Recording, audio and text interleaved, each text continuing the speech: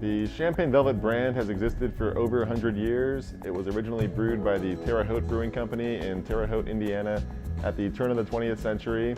And then after Prohibition, it became one of the biggest beers in the country. It was sold throughout the United States and was widely distributed. For Upland's 15th anniversary, and back in 2013, we bought the rights to the Champagne Velvet name and decided to bring it back as a way to celebrate Indiana brewing heritage instead of just 15 years of Upland's brewing.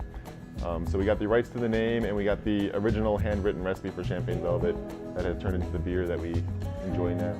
So the recipe development came from a combination of using that original handwritten recipe back from the 1900s and also filling in the gaps with some historical research, reading old brewing textbooks, and seeing which ingredients would have been available to brewers at the time, focusing on German immigrants trying to replicate German styles from their homeland and which ingredients they could use to do that.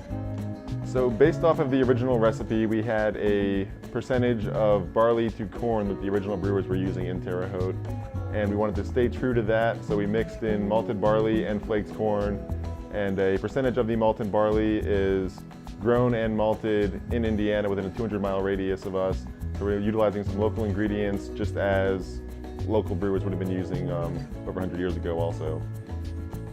The hops were based off of research into what brewers were using in the 1900s.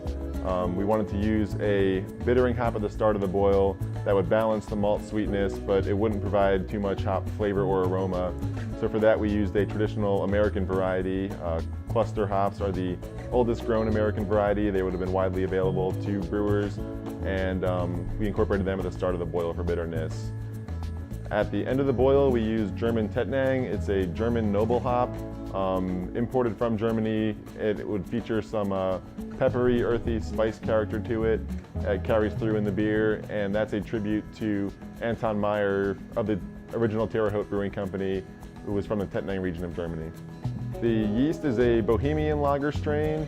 During our initial test batches back in 2012 and 2013, we did about 6 different yeast strains that we experimented with and tasted them for their flavor profiles, monitored the fermentation to see which kind of yeast strains would perform well in Champagne Velvet while still being a true German variety of yeast. Champagne Velvet is best drank out of a traditional Pilsner glass. It's tall, thin, and tapered towards the top.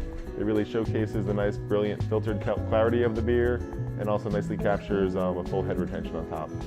When tasting this beer, it'll start out a little sweet up front. You'll get some of that sweet corn flavor, a nice balanced refreshment with the hops and the malt, and it'll finish very clean and crisp from the yeast character and the weeks of cold conditioning.